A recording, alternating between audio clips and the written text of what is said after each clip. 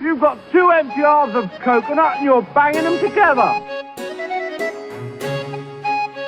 We have a knight who say... Let's talk about the Deffkilla Wartike and its current iteration, both in the rules and the model.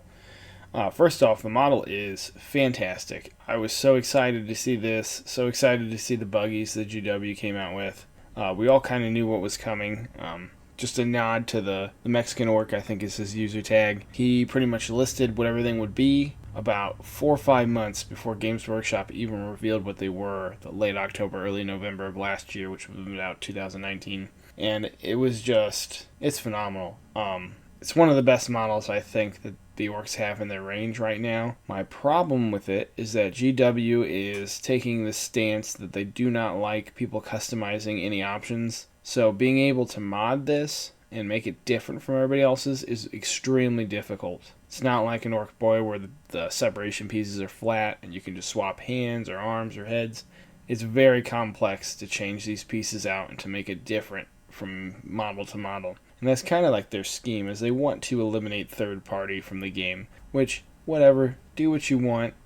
Their models for the price, I think, are well within reason, and it's just such a fantastic model that you're not going to find another company that does something like this well for this price point.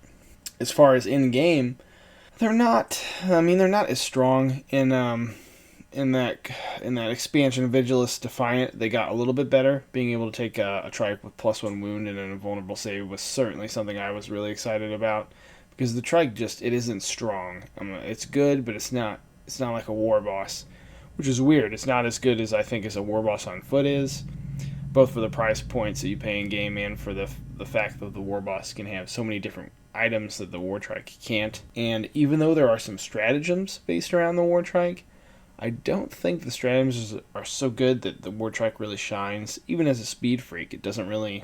The Wartike isn't going to take down another opponent's character. I mean, unless it's like an elite choice character, then it probably will.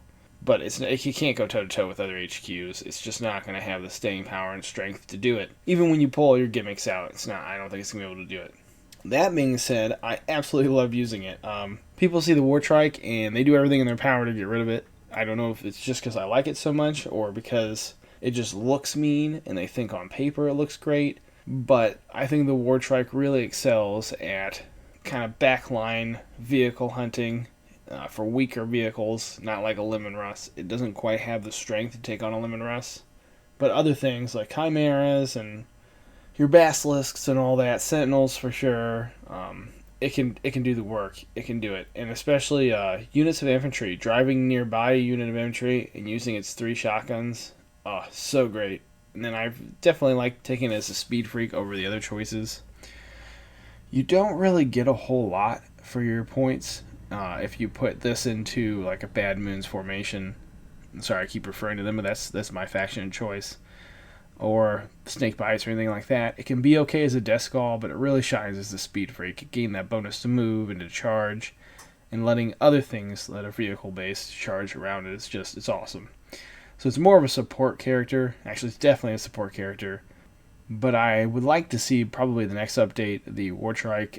It can stay as a support cost, stay as a support choice, like the way it is.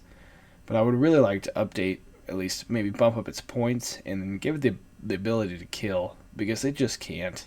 It just can't. Let me know what you guys think in the descriptions below, and I'll see you later.